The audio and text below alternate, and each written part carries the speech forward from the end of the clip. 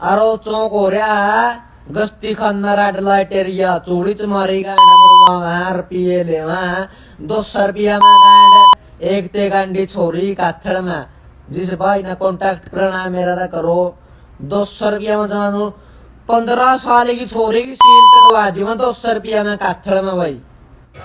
उस उल्लू के पट्टे ने जो हमारे बारे में, हमारे समाज के बारे में, हमारी माँ बहनों के बारे में, बहन बेटियों के बारे में जो गलत बातें की है, अश्लील बातें की है, भद्दी बातें की है, उसके बारे में आप लोग पिछले 3-4 दिन से सोशल मीडिया पर प्रोटेस्ट कर रहे हो। हरियाणा के हर थाने में हम लोगों ने कंप्लेंट की है और आप सभी लोगों का दबाव है कि पुलिस को तिब्बत थाने में एफआईआर दर्ज करनी पड़ी। दूसरी बात आपको बताऊं कि इस मामले में कैथल पुलिस ने खुद अपने ट्विटर हैंडल में लिखा है कि ये आरोपी एक पैरोल जंपर है। इतने गंभीर अपराध में कोई जेल काट रहा है, 2 मिनट रुक जाओ भाई, इतने गंभीर अपराध में कोई जेल काट रहा है और वो पैरोल जंप कर देता है। नंबर 1 अपराध पैरोल जंप करना। कोई गरीब आदमी है ना, एक दिन भी तारीख पे ना पहुंचना कोर्ट में, ये पुलिस वाले उसको घर से घसीट के ले आते हैं। और ये 302 में पैरोल जंप करके साथियों विदेश भाग गया, विदेश भाग गया। और इसका सीधा सीधा सा मतलब है कि पुलिस प्रशासन का मतलब एसपी डीसी इस मामले में संलग्न मिली भगत है उन लोगों को। तभी तो नहीं आए। दूसरी बात, कोई भी अपराधी जिसके खिलाफ 302 में पर्चा दर्ज हो गया या किसी कॉग्निटिव ऑफेंस में पर्चा दर्ज हो गया, उसके खिलाफ जिले का एसपी जो होता है वो डिस्ट्रिक्ट फॉरेन रजिस्ट्रेशन ऑफिसर होता है और उसकी ड्यूटी होती है और वो ड्यूटी बाउंड है कि इस मामले में विदेश मंत्रालय को, मिनिस्ट्री ऑफ एक्सटर्नल अफेयर्स को एक लेटर लिखे कि इस आरोपी का ये है, इसके खिलाफ यही अपराध है।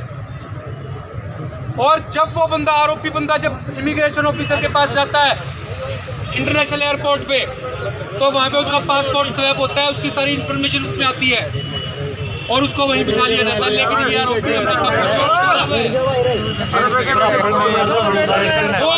भाई शांति कर लो थोड़ा सा, वो आरोपी अमेरिका पहुंच गया। कुछ साथी ये कह रहे थे कि अमेरिका में बैठा कैसे लेके आएंगे। साथी एक टुच्चा सा आदमी है, टुच्चा सा दारू पी का बकवासबाजी करा, सारा पल्लू मर्द बन के दिखाने लग रहा है हमने। आपको याद होगा देश की सबसे ताकतवर संस्था कौन सी है? Supreme court. देश का सबसे ताकतवर आदमी कौन सा है? प्रधानमंत्री। उस प्रधानमंत्री ने हमारा एक्ट कमजोर करने का काम किया था, उस सुप्रीम कोर्ट ने हमारा एक्ट कमजोर करने का काम किया था। लेकिन आप सारे साथी, जितने भी यहाँ पर साथी हैं, आप सारे साथी इकट्ठे हुए, हिंदुस्तान में, भारत में कभी ऐसा भारत बंद नहीं हुआ जो हम लोगों ने किया था साथियों। और इस सुप्रीम कोर्ट को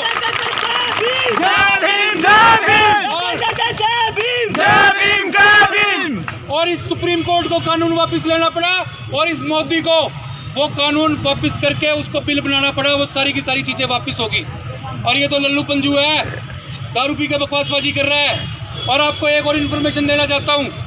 इन्फॉर्मेशन ये है कि उस आदमी ने अमेरिका में बैठ के बकवासबाजी की है, हिंदुस्तान वालों के, भारत वालों के खिलाफ, भारत के दलित समाज के खिलाफ बकवासबाजी की है। भारत में तो उसके खिलाफ पर्चा दर्ज हो गया।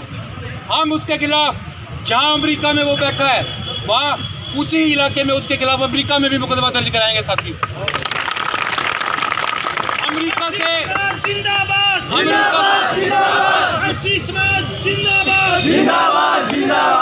और साथियों, अमेरिका में उसको अलग बेल करानी पड़ेगी, होगी नहीं, क्योंकि अमेरिका में बहुत सख्त कानून है कि कोई है ना भड़काऊ भाषण या नफरत फैलाने वाला भाषण नहीं दे सकता। भारत में तो बढ़ुआ कर दी है, कोई भी आओ और बकवासबाजी करके चला जाओ। हमारे आराम से बैठ जाओ, अपने साथी आ रहे हैं। साहब जी भेज दे सारे 20 बोल रहे हैं। और साथियों, दूसरी बात ये है कि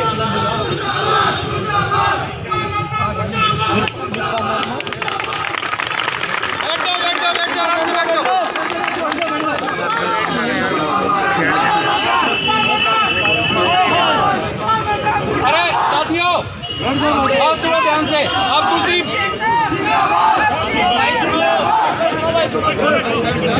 साथियों दूसरी बात ये है, बैठ दो दूसरी बात ये है, बैठ दो यार साइड में आज हम लोगों ने अपनी क्या रणनीति बनाई है।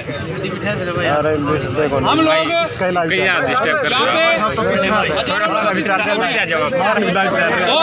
दिल को सुकून पहुँचाने वाली बात है। हमारे समाज के बहुत बढ़िया साथी यहाँ पर आए हुए हैं, जो समाज को दिशा दिखाने वाले हैं, समाज को गाइडलाइन देने वाले लोग हैं।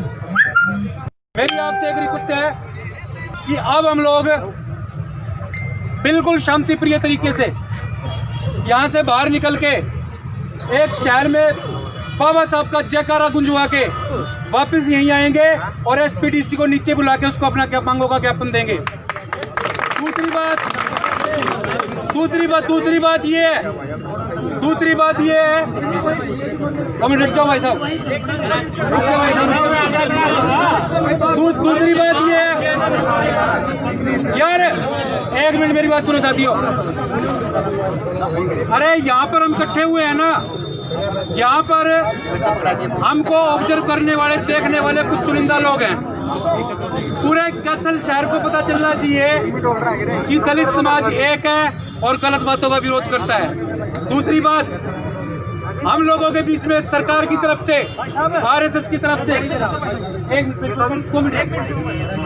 हम लोगों के बीच में सरकार की तरफ से, आरएसएस की तरफ से और उस जाति विशेष की तरफ से कुछ है ना शरारती तत्व शामिल हो सकते हैं। उन लोगों का आपने ध्यान रखना है, क्योंकि सीआईडी इनपुट भी यही है कि कुछ लोग बकवासबाजी कर सकते हैं। अपन लोग शांति प्रिय तरीके चलेंगे, बाबा साहब के नारे लगाएंगे और वापिस आके यहाँ पे एसपी को नीचे बुला के अपने डिमांड लेटर जो है वो ज्ञापन पत्र वो सारे सौंपेंगे। क्या सारे इस बात से सहमत हो भाई साहब?